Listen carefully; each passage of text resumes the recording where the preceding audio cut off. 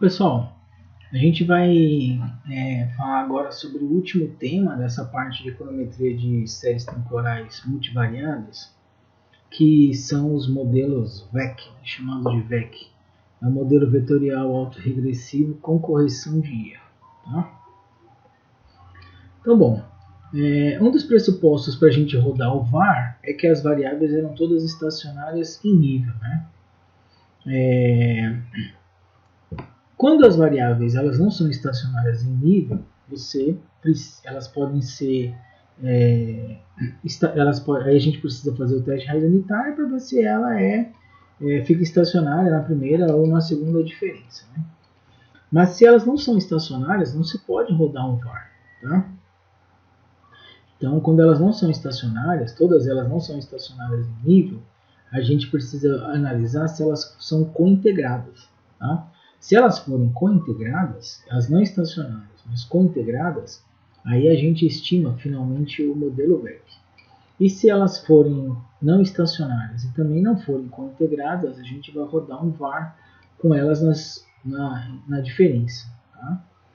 Então, analisar cointegração, a gente já viu esse termo de cointegração, a gente já estudou o modelo de correção de erro, mas basicamente era o quê? Ver se existem relações de longo prazo entre as variáveis, certo? Se as séries não forem estacionárias, as mesmas podem estar relacionadas ao longo do tempo. Se esse for o caso, a gente diz que ela tem uma tendência comum, né? E isso vai permitir a gente ver essa relação entre elas. Então considere aí três séries temporais. O y no instante t igual a alfa mais o beta no instante, mais beta a variável x no instante t, xt, né? Mais aí é o gama, né? zt.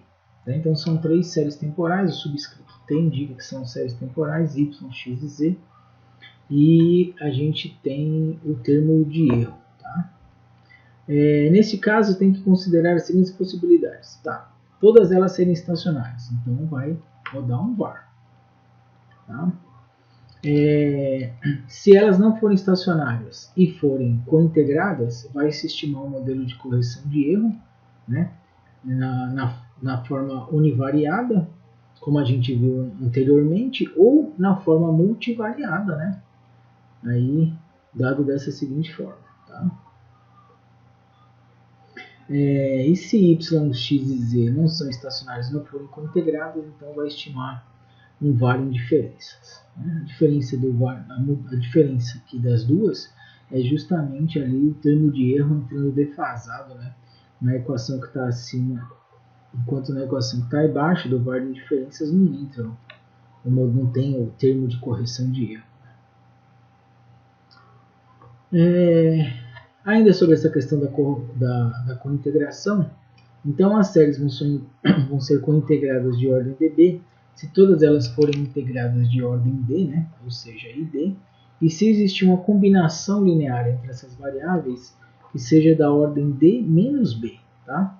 Com o B estando entre o 0 e o D.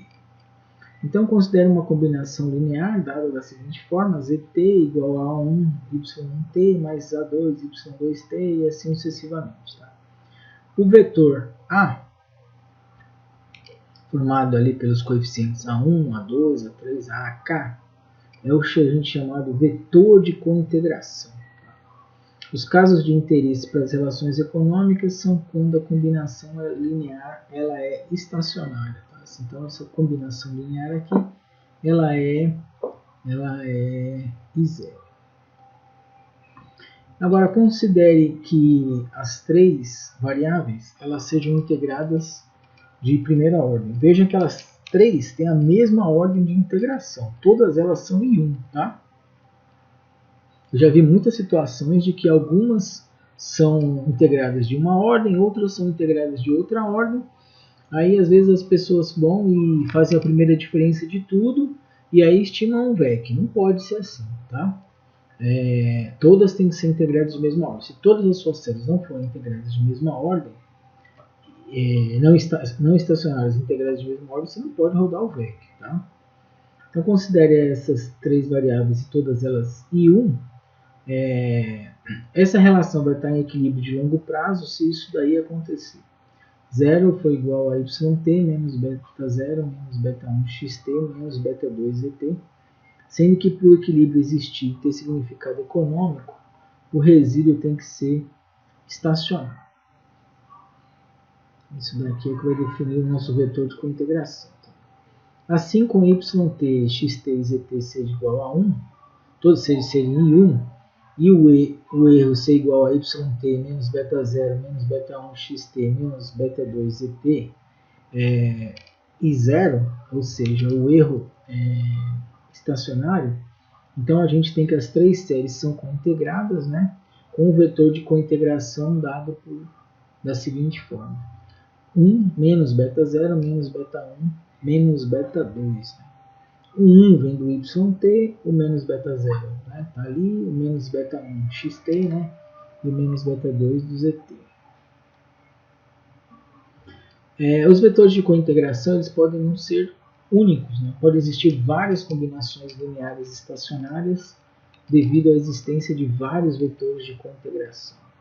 O vetor de cointegração vai depender da quantidade de variáveis que você tem. Então, se você tiver duas variáveis apenas, você só pode ter um vetor de cointegração. Se você tiver três variáveis, você pode ter dois vetores de cointegração. 4 variáveis, 3 vetores de cointegração. Então, no final das contas, quantos vetores de cointegração você pode ter?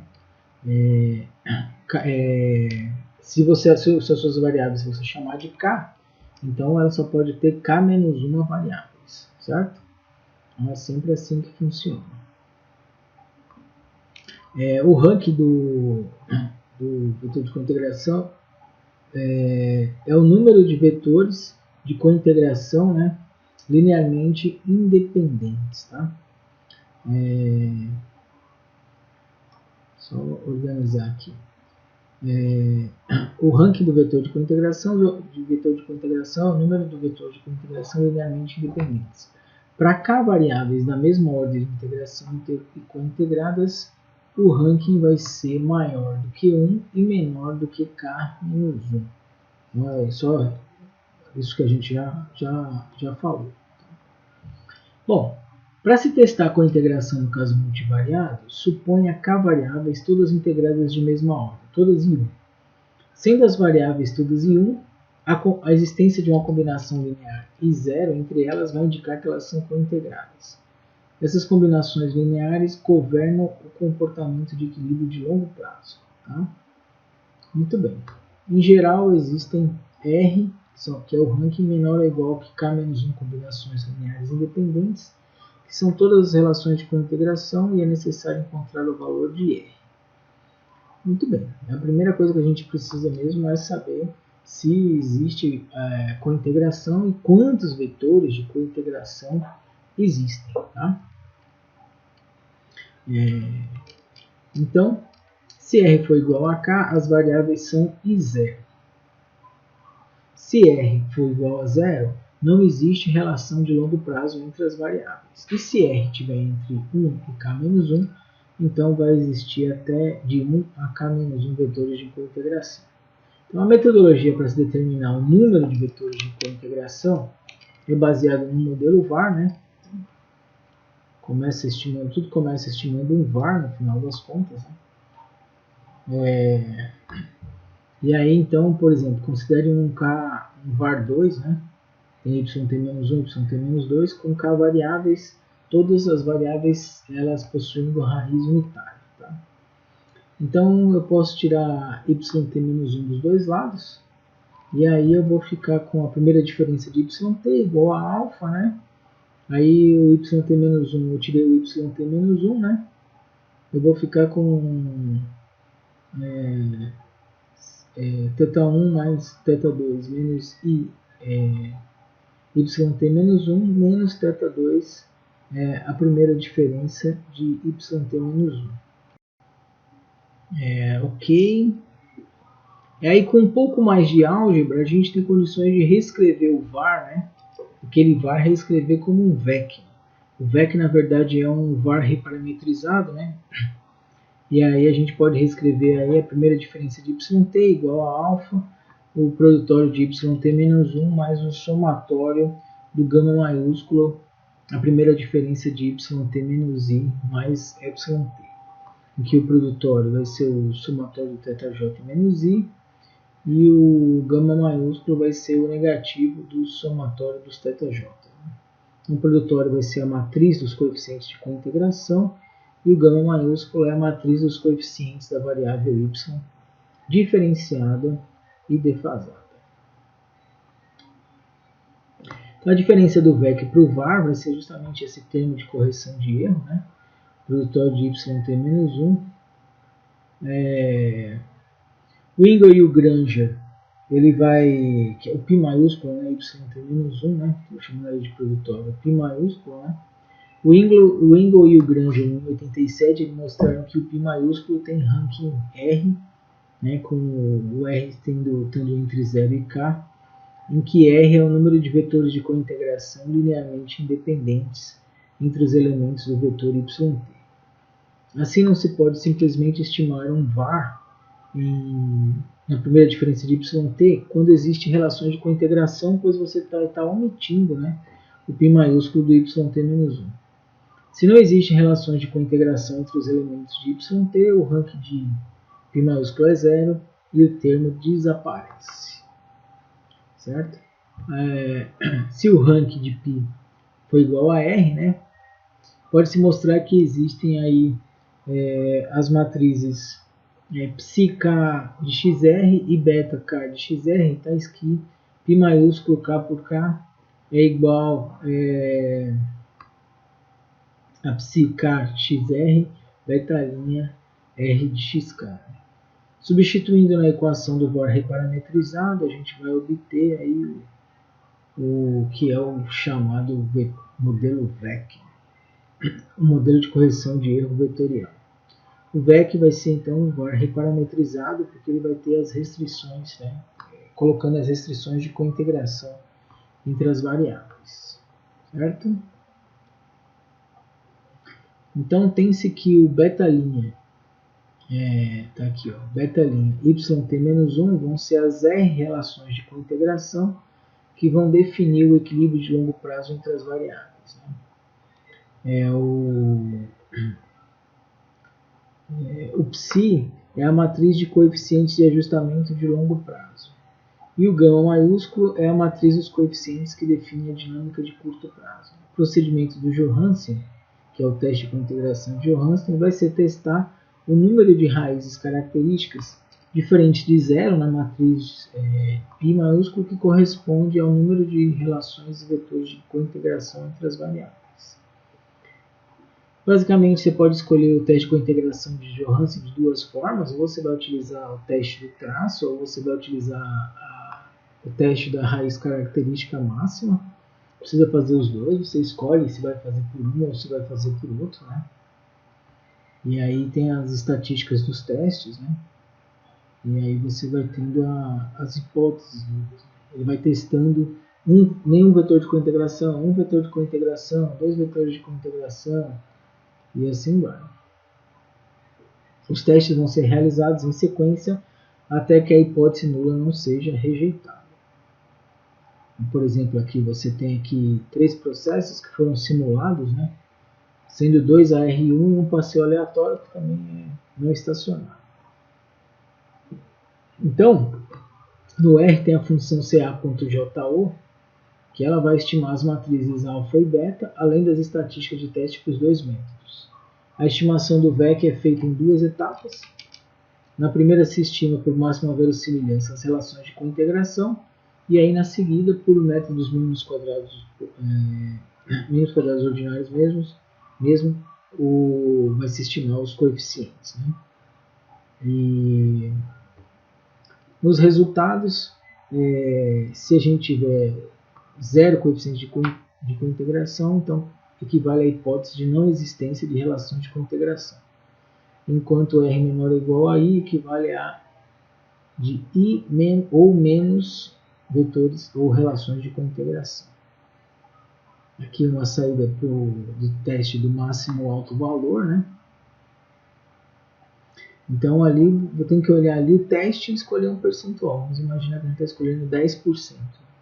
Então o primeiro teste que faz é R igual a zero, ou seja, não tem nenhum vetor de cointegração. A estatística de teste é maior do que o valor estatístico, o valor crítico a 10%. Então você rejeita a hipótese nula. Rejeita a hipótese nula de que R seja igual a zero, ou seja, de que não tem coeficiente de cointegração. O outro que vai testar é que o R tenha um vetor de cointegração. Nesse caso aqui, a gente também acabou rejeitando, né, a 10% a hipótese. E dois coeficientes de cointegração, você também rejeita isso a 10%. Quando é que vai dar alguma coisa significativa? Né? Se você considerar 1% de significância. Com 1% de significância, aí você vai considerar que 12,59 é menor do que 12,97, então você não rejeita a hipótese nula, então você teria dois vetores de cointegração, que é o máximo, já que a gente teria três variáveis ali, então só pode ter no máximo dois vetores de cointegração, e aí se a gente considerar 1% de significância, pegou que tem dois coeficientes de dois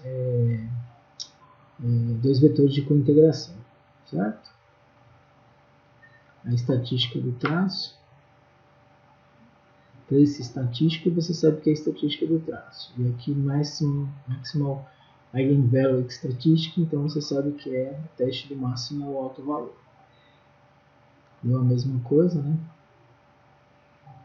Então não precisa fazer das duas. Você escolhe uma e faz uma, ou o traço ou o máximo alto valor. E aí então usa aí o comando CAJRLS, sabendo que tem dois coeficientes de duas relações de cointegração. Então coloca ali, ó, eu crio assim um objeto, né? Chama VECM R2. Então, é um modelo VEC com dois coeficientes de dois vetores de cointegração. Aí fazer o CAJRLS, aí VECM R igual a 2. Aí pede para ver o VECM.R2, aí ele vai te dar tanto os coeficientes, né, como são três variáveis. Então ele vai me dar os coeficientes das três equações que ele estimou, né? E vai dar também os dois vetores de cointegração. Eu tenho dois vetores de cointegração, o ECT1 e o ECT2. Então eles estão ali. Certo? Muito bem. Isso daí depois tem que escrever isso daí numa forma como a gente vai ver depois na parte prática. Né? Então a saída da função retorna não só os vetores com as relações de longo prazo, mas também a matriz de coeficientes do modelo e os termos de ajuste, né, que é os vetores de cointegração. Né? Na seção correspondente aos vetores de cointegração, os betas, se tem duas colunas, né, cada uma com um vetor de cointegração. Como estão normalizados, pode-se facilmente encontrar a contrapartida com os coeficientes do processo gerador.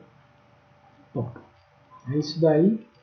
Na aula prática, a gente vai observar, vamos fazer as estimativas para vocês verem, e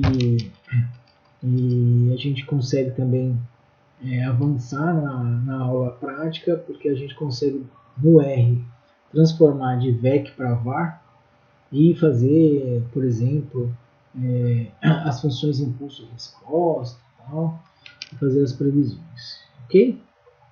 Então é isso. Modelo VEC. Só para resumir, o modelo VEC. Quando é que a gente vai estimar o modelo VEC? É quando as nossas variáveis elas não forem estacionárias em nível, mas elas forem cointegradas. E como é que eu vou saber se elas são ou não são cointegradas? Vocês vão fazer o teste de cointegração de Johansen. Pode escolher o teste de traço ou do máximo alto valor. Se encontrar alguma equação de cointegração, então você vai rodar um VEC. E se não encontrar, vai fazer um VAR indiferença. Só isso. Não tem grandes dificuldades, não. Tá bom? Então tá.